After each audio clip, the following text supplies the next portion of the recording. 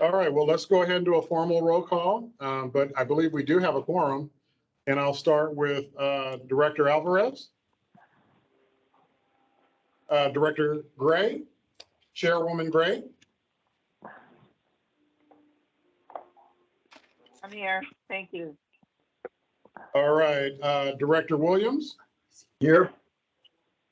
Director Houston. Here. And President Deere. Here. Okay, and we do have a quorum, and the floor is yours, President Deere. Is there any public comments? We don't have any public comments here in the room, and so turning my attention to the platform, if there is anyone who would like to make a public comment, please recognize yourself by raising your hand on the platform. And I do not see any hands raised at this moment, so I will presume that we have no public comments at this time. President Deere. Very good. Okay, we'll go on to item 4, discussion items. Fantastic. And so we have Dimitri Polizos from Metropolitan Water District here to give us a water supply conditions update. So if we have Dimitri on the line. I'm here. Director. Hey, Dimitri, thank you for that. And I just was sorry for interrupting there. Just wanted to say hi to Director Catherman. I'm just noticing him in the platform here.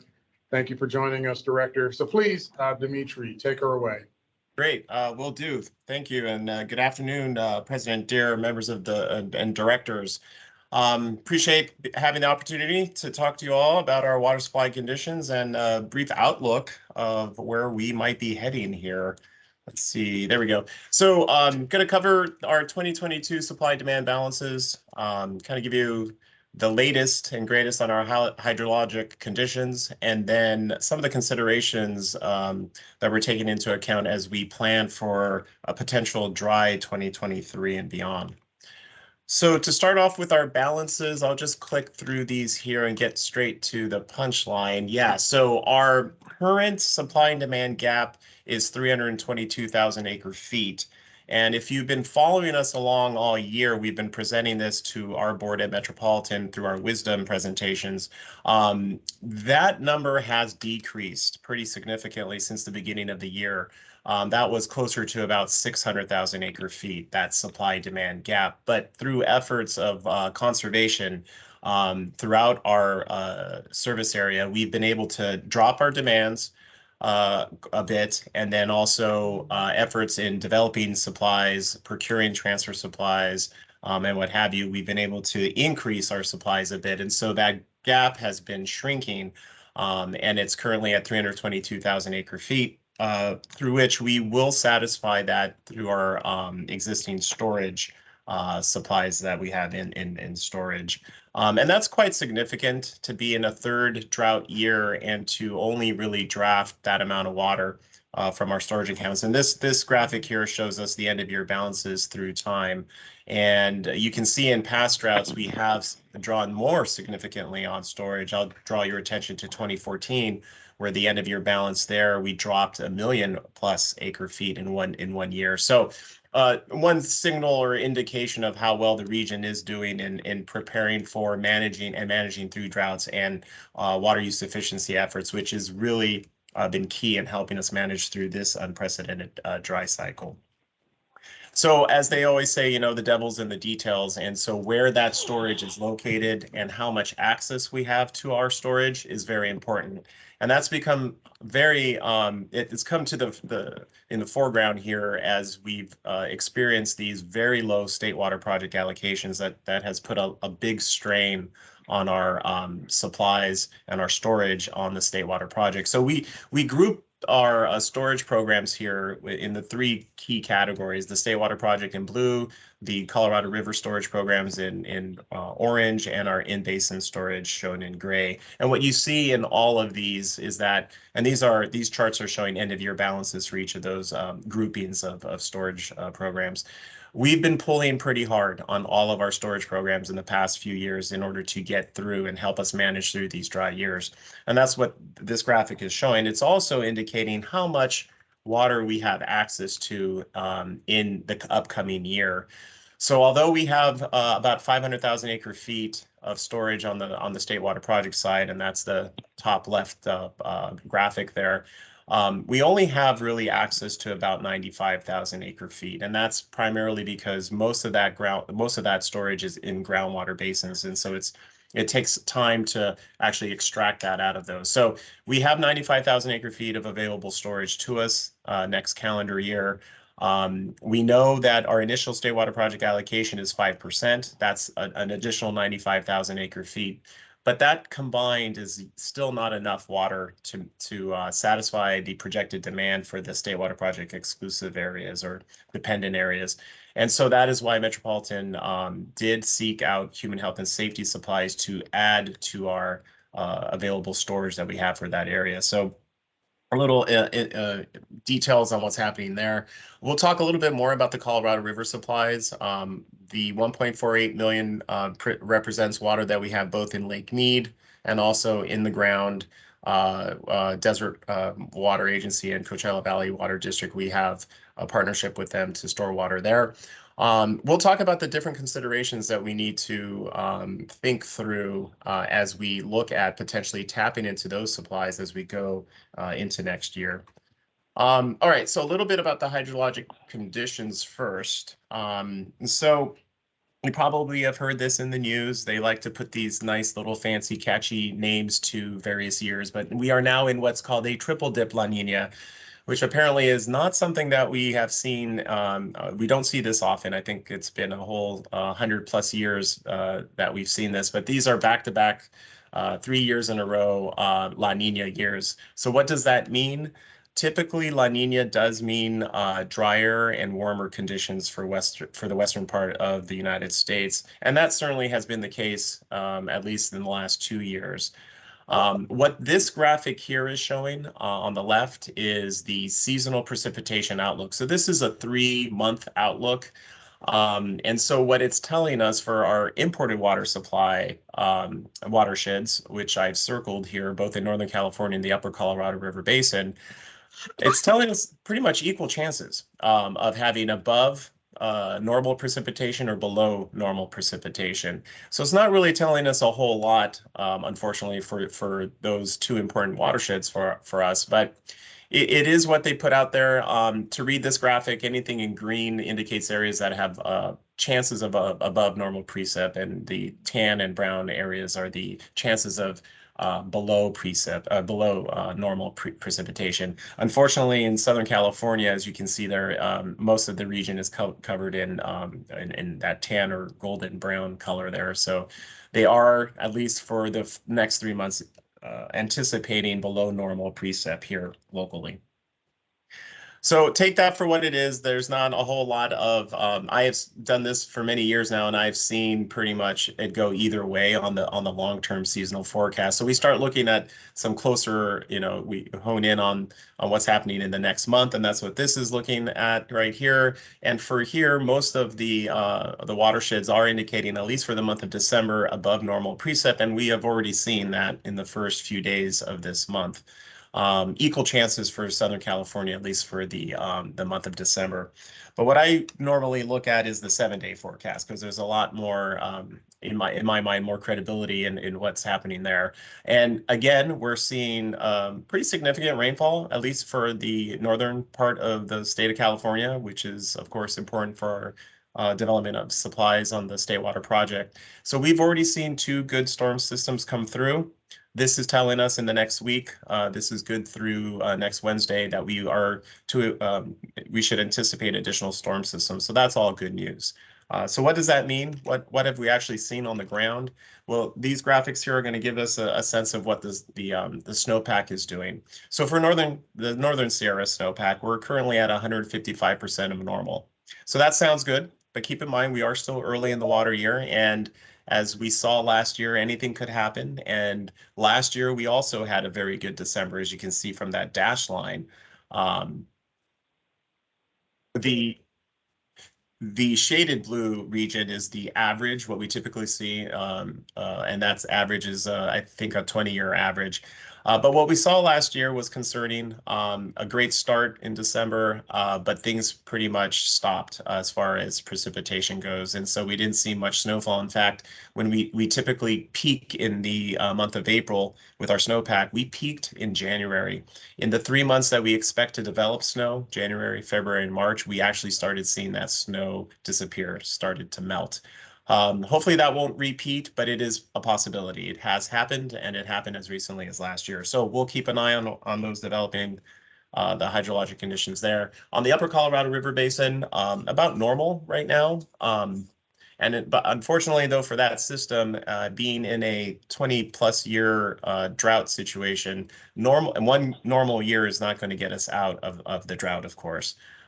Especially what we're seeing in recent times on that system, even a normal snowpack year doesn't give us a normal runoff year. It's much less. There's a big disparity between the snowpack and the resulting runoff. A lot of that is being blamed on climate change and the warming conditions, and water, just the snow melt not making it into the reservoir. So we're seeing that on that system. So hopefully we'll see that increase, but that gives you a sense of where we are to date. Not a bad start to the water year, but we'll have to wait and see. All right, so some thoughts on our planning for 2023. The strategy really is to continue to minimize use of our state water project supplies to help to meet the demands. I mentioned earlier about the diminishing storage supplies on that system, and our initial allocation came in low again, so that is of concern. We want to find opportunities this year to replenish our state water project storage. We have been leaning on that storage quite significantly over the last few years. That's what it is there for. But we're at a point now, as we enter into potential 4th year of drought, that those are dangerously low, those storage supplies that are available on the state water project. So any opportunities that we can start refilling that, we're going to do just that this year. And we need to manage to the available Colorado River supplies, and we'll talk a little bit more about what's happening on that system. But first, on the state water project, and I mentioned most of these things, 5% initial allocation, that was not a surprise. Given where the storage levels are in that system, we did anticipate a very low initial allocation. We talked about the limited state water project storage. The other thing that we don't talk too much about, but is important to keep in mind, that we do have and building these payback obligations, and that's coming from the use of the human health and safety water that the Department of Water Resources has made available to us in this calendar year. And also, we've been drawing on our flexible storage. That's water that we have access to in Castaic Lake and Lake Paris. So these are reservoirs in region, for the most part, closer to Southern California, if not in the region. And we've been drawing on those supplies as we have contractual rights to do so, but the contract also requires us to return that water within 5 years. So, and there's also a return requirement for all of the human health and safety water. So we do have a fair amount of water that we do need to return. So that's something we need to consider as we make decisions going through this next year. I mentioned the human health and safety water. We did receive 134,000 acre feet or so for this calendar year. We did request 290,000 acre feet of human health and safety for next year. And so you can start seeing how these obligations can build up. The total between the Lake Paris and Castaic is roughly 216,000 acre feet that we would need to pay back again in the next 5 years. So needless to say, given the 5% allocation, we still have our issues with the state water project dependent area. That acute shortage issue still stands. So we do anticipate continuing with the emergency water conservation program for those agencies that are impacted. And so that basically is roughly just under 7 million people in our service area, impacting 6 of our member agencies. I mentioned we are getting the human health and safety supplies from the state, and that will certainly help us manage through this year. On the Colorado River side, the deteriorating supplies or situation on that system is starting to impact us and potentially will impact us sooner than we had anticipated. Under the current and existing rules, that being the interim guidelines that really dictate how that system is operated, how water is moved between Lake Powell and Lake Mead, that dictates what kind of restrictions users like the state of California, like Metropolitan, would be facing. Those guidelines, along with the DCP, the Drought Contingency Plan that was approved a few years back, those indicate potential obligations from Metropolitan going forward, but those impacts to our supplies would not have hit us until 2024. Given the most recent modeling, given those existing rules, we would need to potentially provide or contribute to Lake Mead various amounts of water supplies. In essence, that would keep us from bringing in our ICS supplies, our stored supplies in Lake Mead. Again, that was initially, or that was, we were planning for that to occur in 2024, but given these additional requirements that are coming out to continue to reduce use on the Colorado River and reduce our diversions, that we could see impacts to our supply starting as early as next year in 2023. And so the Bureau is actively looking at ways to reduce not just California's, but Arizona's and Nevada's water use. We would like to be in the driver's seat of what those reductions look like. So California has submitted a proposal to how we would reduce our use, and that essentially is about roughly 400,000 acre-feet collectively, all the parties in California, on an annual basis through 2026. So there's a lot of scrutiny right now on California's water use, and so we want to get out ahead of that and show that we are taking this very seriously and that we are putting actions in place to reduce our use of the water from the Colorado River. So one way or another, our access to storage in Lake Mead potentially is somewhat uncertain as we go into the future here. And much of that water, given the existing requirements that we are aware of, so these DCP contributions, the Drought Contingency Plan contributions, much of the ICS water, the water we have in Lake Mead, could easily go to contributing to those requirements. If we continue to see dry conditions over the next 3, 4, or 5 years, we would need all that water that we have stored to satisfy those contributions. So that's something to keep in mind as we consider how we manage our supplies and what supplies we have available to us to satisfy demands as we go into 2023. So as such, we are not planning for a full Colorado River aqueduct, so we are looking at ways to satisfy demands short of filling the Colorado River aqueduct. Typically what we like to do, a lot of changes, a lot of fluctuation on our supplies on the state, and we backfill with Colorado River water. We may not be able to do that going forward, to always rely and expect to have that supply on the Colorado River. So as such, we have started discussions with the member agencies and will with the board on a potential region-wide water supply allocation. That is not necessarily a done deal at this point. This is something that we're going to be discussing with the board and certainly with the member agencies. But if that plan would be put in place, this would be far-reaching. This would be for the entire service area. That plan, if staff were to recommend it, it would go to the board later this calendar year, or next calendar year in April. And it would be implemented again if it is approved in the July 2023 through June of 2024.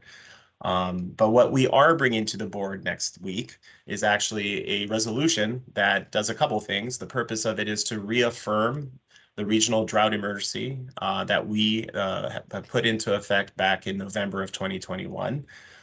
It's an opportunity for us, for the member agencies, to look at ways to reduce water use should this winter be dry, and help to constrain potential high demands. We want to get out ahead of this. We want to avoid going to a water supply allocation, and the more we reduce use now and continue to conserve, that will help us stave off, having to go to a region-wide allocation. The other thing this will do, the resolution does, is it does recognize the seriousness of the condition on the Colorado River. It sends a signal to those outside of metropolitan, to the Bureau of Reclamation, to other states, the basin states, that we are taking this seriously, that we are putting actions in place to help reduce our use, and that we want to help maintain healthy levels in Lake Mead and what have you. And so the resolution will also then signal that there is a willingness to declare a water supply allocation, again, should conditions continue to remain dry and worsen as we go through this next calendar year. So the resolution does call for voluntary actions. First off is to review the adequacy of the current drought response measures. So it's an opportunity for member agencies to reevaluate what they are doing, seeing if there's more that they can do. Up to now, we've been focusing on reducing use of the State Water Project supplies. Now that's expanded to the Colorado River supplies as well. So what else can we do? And one of the things we're looking at, we are asking for the member agencies to put into effect measures that really reflect the actions that they have listed in their water shortage contingency plans at a level 2. And actually, we are recommending that the member agencies implement those actions that they have listed for a level 3. So again, it is signaling that we are taking this seriously and that we want to put some concrete actions in place, additional actions in place to help reduce our use. Again, beyond just the State Water Project water supplies, but also our Colorado River supplies. And so really quickly, a quick update on the Emergency Water Conservation Program. This is what is in place currently in portions of our service area that are dependent on the State Water Project. If a water supply allocation plan is put in place for the region, it would not be as severe as what we've seen needed for the State Water Project dependent area. Two different issues that we're trying to tackle here. Here in the State Water Project dependent area, we simply did not have enough supply to satisfy demand. So we were truly in a shortage condition for that pocket of our service area. And what this graphic is showing is just how severe that was. The demand projection back in April of this year is shown in that orange line. What we needed to get that down to is that dash line, and that really represented how much water we had remaining in this calendar year, so that June through December period. And member agencies have been successful in keeping within that volumetric limit. And so you'll see the fluctuations here. This is the actual water use in all these months. June, July, and August, we were just right under those volumetric limits.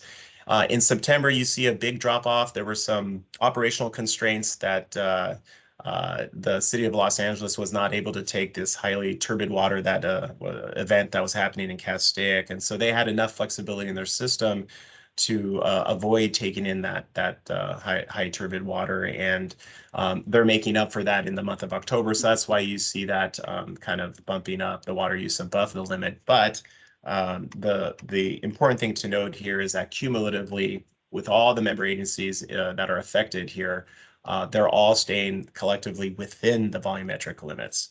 And again, that volumetric limit basically identifies or reflects really all the water we had available in this calendar year, or at least through the June through December time period. So we're staying within that limit. In fact, we're 3% under. So they are indicating or showing to us that they are successful in reducing their use by 35, or actually a little bit more than 35%. So it's, I think, a successful story and an indication that this can be done. It's painful, but it can be done. And again, if a water supply allocation is called for the entire region, it would not be as severe as something that we're seeing in the State Water Project dependent areas. So to wrap things up, we've seen both of our imported water supplies really experiencing unprecedented challenges, and we're starting to see those impacts. Metropolitan is preparing for a 4th year of drought, and what that really means is that we are pursuing all the supplemental supplies that we can develop and we can find. We'll be doing that all throughout the year. We have a lot to catch up on. We have a lot of, even if we do, develop enough supplies to balance out our demand, we have a lot of holes to fill. So we are going to be working hard in looking for supplemental supplies and really protecting our existing supplies. One of the reasons we want to get out ahead of any decisions being made for us on the Colorado River, we want to show that we are proactively reducing our use. I mentioned again, the Emergency Water Conservation Program that will continue into the new year. The 5% allocation, certainly that does not get us out of the woods. We're going to need that allocation to increase further. There is hope on that system. We could see the allocation increase if we see conditions improve, but that will take time. Even if we do see an improvement in the hydrologic conditions on the State Water Project, the Department of Water Resources is going to be very conservative in increasing the allocation. They do not want to repeat, and frankly, we don't want them to repeat what happened last year, this false hope of increasing the allocation like they did to 15% last year, only to drop it back down to 5%. So we want them to avoid doing that, and as they do as well. And again, discussions are beginning with the board and the member agencies on potentially implementing a region-wide water supply allocation. I think that brings us to the end. Yes, I'm happy to clarify anything that I just said or answer any additional questions. Okay, thank you so much, Dimitri, and handing you back over to our president, Deere. President Deere, you have the floor. Yeah, that was excellent presentation. Thank you. Very, very, very informative. Let's go on next to discussion item 4B. Are you taking questions, Director Deere? Oh, I'm sorry. Are there questions? Yeah, I'm looking for a hand, but I can't find it. This is Russ Lefebvre. So, Dimitri, I have two questions. One, we're looking at $400,000 reduction on the Colorado River. What's our share, and how are we going to do it? So I believe our share, that's a good question. I believe our share is, if not half, maybe a little less than half of that, if I remember correctly. There are various ways we can meet that. One could be tapping into our ICS, our storage, to be able to, to be able to satisfy that. Let me add, Dimitri. This is Adel Hashkhalil. How are you? Dr. Lefebvre, let me just put this in context. Actually, the detail hasn't been finalized. We're still in negotiations over that.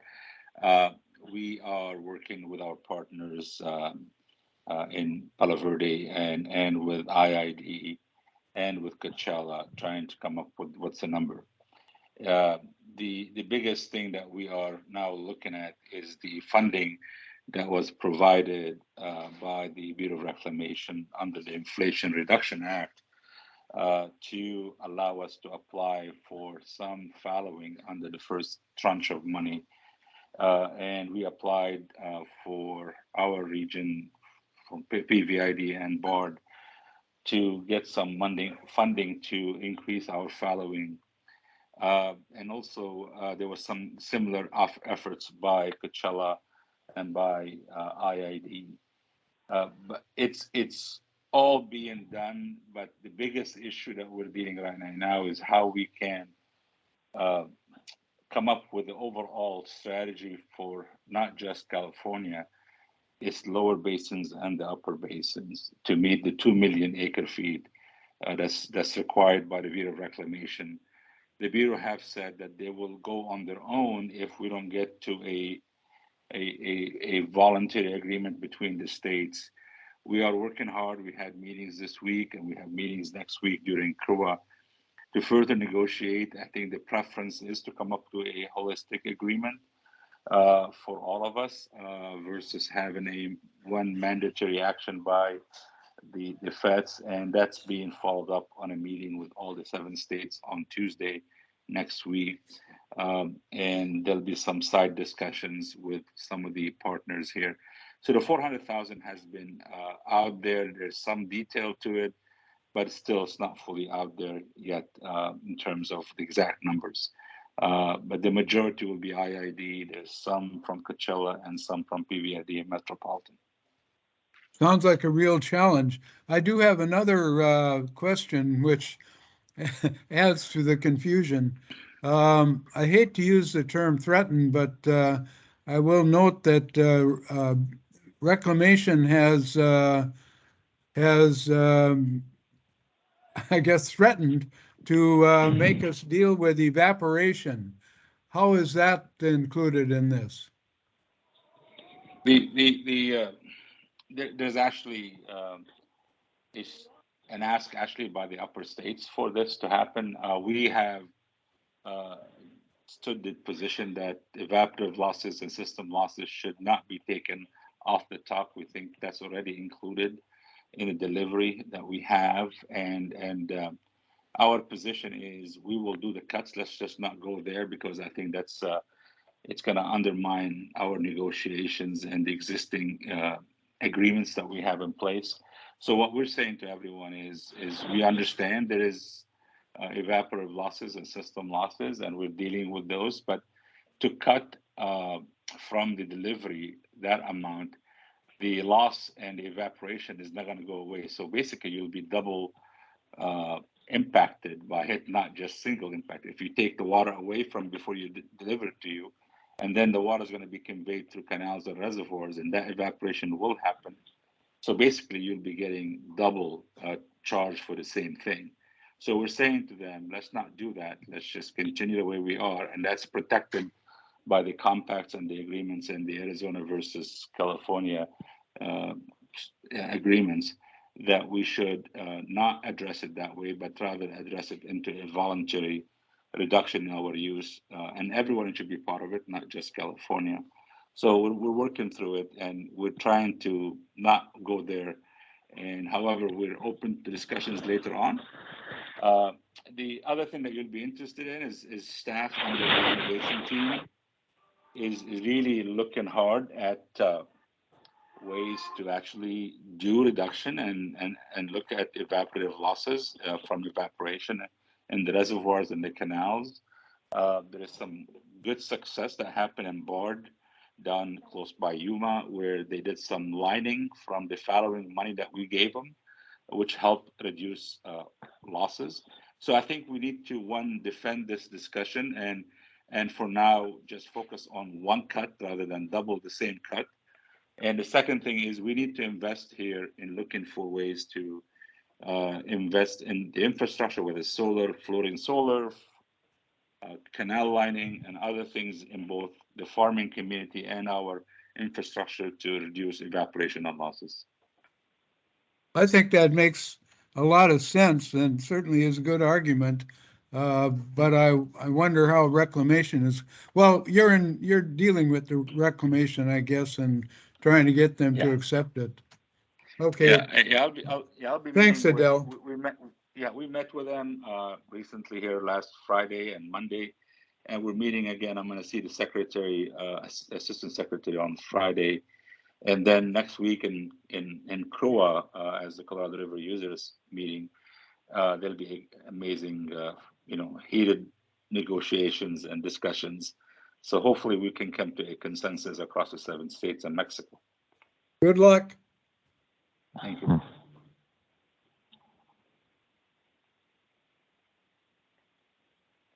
Are there any additional questions? And perhaps maybe I could ask actually, we have Alex from MODOC who has a question. So Alex, please. Hey, Dimitri, thanks for the presentation. This is Alex Heidi from MODOC. A quick question in regards to I'm hopeful for the year in which conditions play out as such that we could repay our health and human safety obligations back to DWR. Don't know if the year will shape up that way or not. But in your guys' conversations with DWR, have they described when that water gets paid back from the state water contractors, where that goes? Does that go into DWR storage? And I guess I asked the question with Met being such a large state water project contractor, is that something that will eventually come back to us in terms of a higher table A allocation? Or does that water that gets paid back go to meet, environmental obligations or other state water contractor needs? I guess that's kind of the background for the question. Yeah, so any water that gets paid back just will go back to the system. And so the department will have that water available to allocate as it normally does to whether it's contractors or senior water users or for the environment. So it all goes back in that pool. And as far as what the payback schedule is, there is a schedule in place. It's dependent on the somewhat dependent on the allocation. So if the allocation reaches, I believe it's 40%, we would have a certain amount that we would need to pay back. And there's some discretion there on Metropolitan's point. If we do get a 40% allocation, that's a significant amount of water. We would be able to probably pay all of it back. I'm not saying that's what we're going to do. There's a lot of different options that we can do, but there is a schedule in place for us to do that, and it's pretty clear what the requirement is to pay that water back. And again, that water goes back into the pool. It doesn't go specifically in any place, but it's just available for the department to reallocate in future years. And of course, that will benefit us. Keep in mind, Metropolitan is about half of the entire state water project contractors, at least table A, the supply wise. So it could be, we will see those benefits in the future. Thanks, Dimitri. Yeah.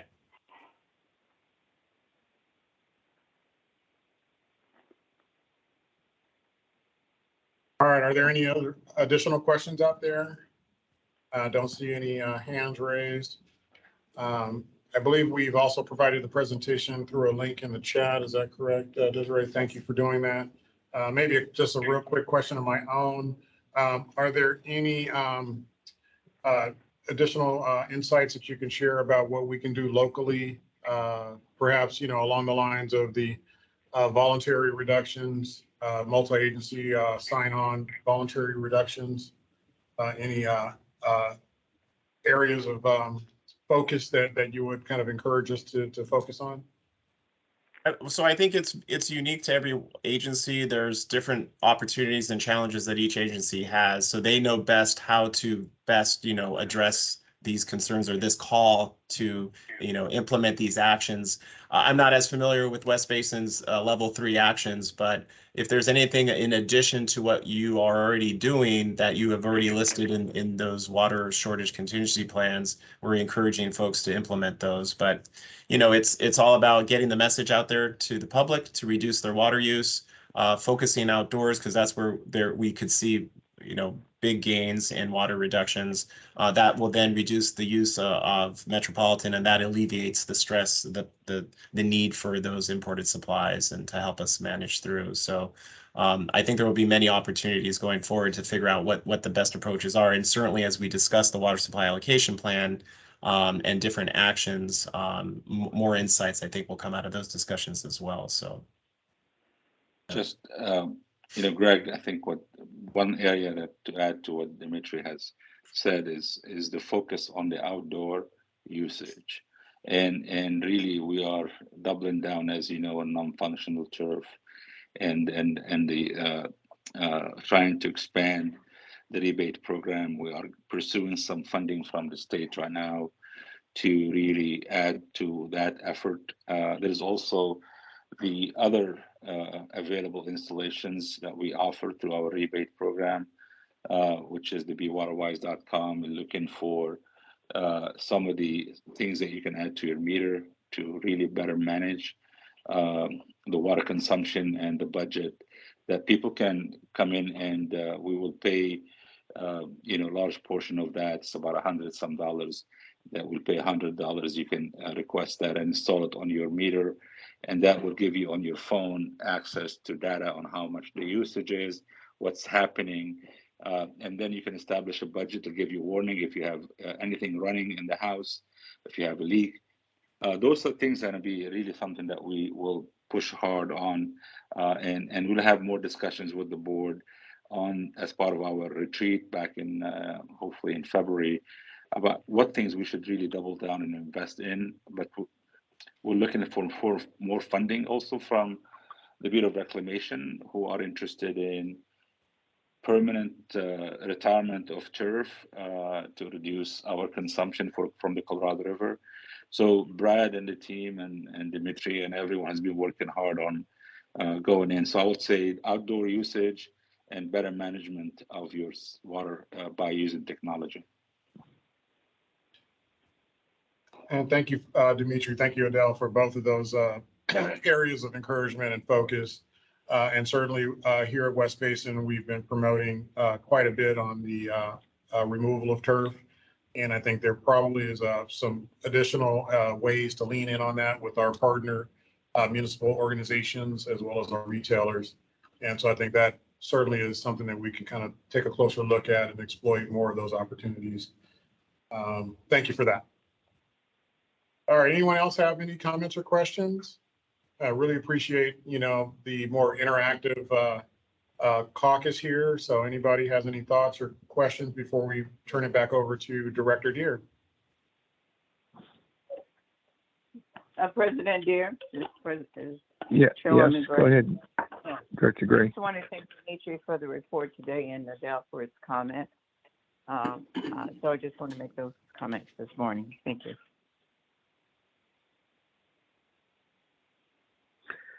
All right, if no other comments, we can go to item 4B. Okay, and I understand, Dimitri, you're also going to take on the oral update on proposed resolution reaffirming the regional drought emergency. I think you've already touched on this in your presentation, so perhaps item 5B is already covered just in the talk that you've already given? That's correct. Happy to answer any thank you additional for that. questions on that. Yeah, okay. Okay, Item 4B. and thank you for Yeah. that.